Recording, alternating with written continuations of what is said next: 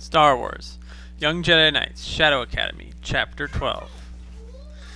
Brachus had a private office in the Shadow Academy, a place where he could go for solitude and contemplation. Now, as he pondered, he stared at the brilliant images surrounding him on the walls. A waterfall of scarlet lava on the molten planet Nikolon. An exploding sun that spewed arcs of stellar fire in the Dendari Nova.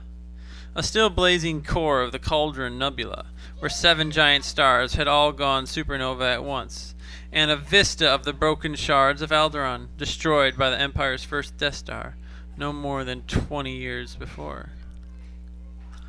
Brachus recognized great beauty in the violence of the universe, and the unbridled power provided in the galaxy or unleashed by human ingenuity. Standing alone and in silence, Brachus used fork techniques to meditate and absorb these cosmic catastrophes, crystallizing the strength within himself. Through the dark side, he knew how to make the Force bend to his will. The power stored within the galaxy was his to use. When he captured it and held it with his heart, Brachus could maintain his calm exterior and not be prone to violence, as his fellow instructor, Tamithi Kai, so often was. Brachus eased back in his padded chair, letting his breath flow out slowly. The synthetic leather squeaked as his body rubbed against it, and the warmers inside the chair brought the temperature to a relaxing level. The cushions conformed themselves to his body and gave him the greatest comfort.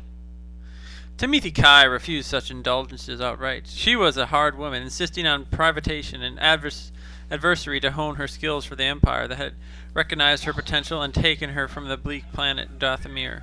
Brachus, however, found that he could think much better when he was at ease. He could plan, mull over possibilities. Brachus switched on the recording pad on his desktop and called up the day's records. He would have to make a report and ship it to the armored hyperdrone in their powerful new Imperial leader hidden deep in the core systems. It had been some time since the encampment he founded in the Great Canyon on Dathomir had provided any strong new students. But the 3 talented young trainees kidnapped from Skywalker's Jedi Academy were another story. Worth the risk of stealing them. Brachus could sense it. But their focus was all wrong. Master Skywalker had taught them too much in the wrong ways. They didn't know how to turn their anger into a sharpened spear point for a larger weapon. They contemplated too much. They were too calm, too passive, except for the Wookiee. Brachus needed to train those 3. He and Tamithi Kai would employ their separate specialities to work on them. Brachus drummed his fingertips on the slick surface of the desk. Occasionally he felt the twinges of sadness for having left the Yavin 4 training center. He had learned much there, though his own mission for the Empire was always uppermost in his mind.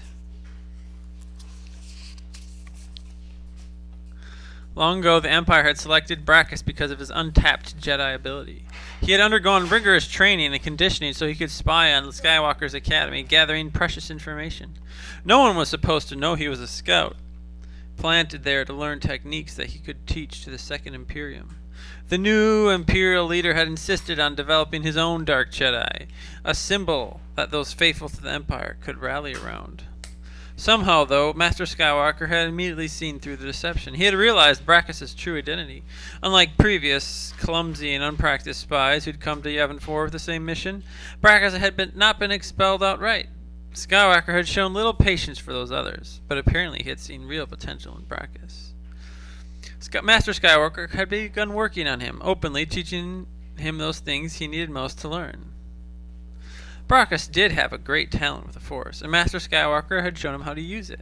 But Skywalker had repeatedly tried to communicate to Brachus with the light side, with the platitudes and peaceful ways of the New Republic. Brachus shuddered at the thought.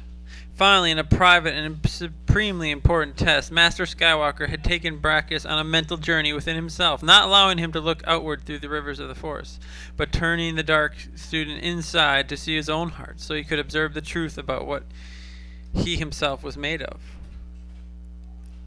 Brachus had opened the trapdoor and fallen into a pit deep, filled with his self-deception and with the potential cruelties that the Empire could force him to carry out.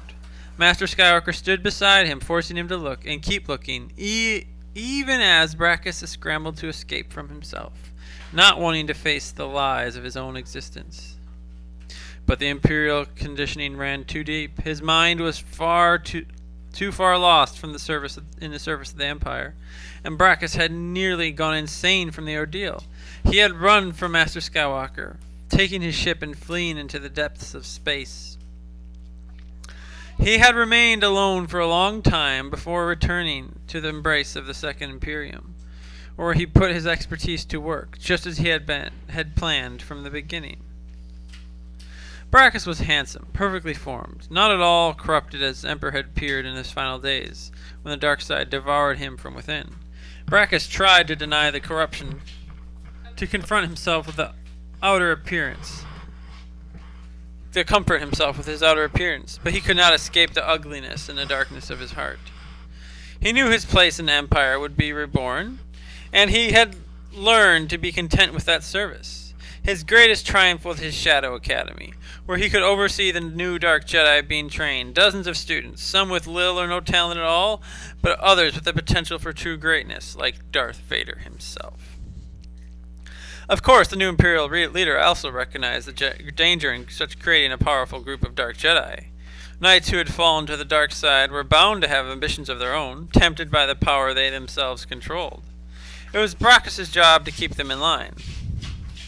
But the great leader also had his own protective measures. The entire Shadow Academy was filled with self-destructive devices, hundreds, if not thousands, of chain reaction explosions. If Brachus did not succeed in creating his troop of Dark Jedi, or any new of the trainees somehow staged a revolt against the Second Imperium, the Imperial leader would trigger the station's self-destructive sequences. Brachus and all the Dark Jedi would be destroyed in a flash.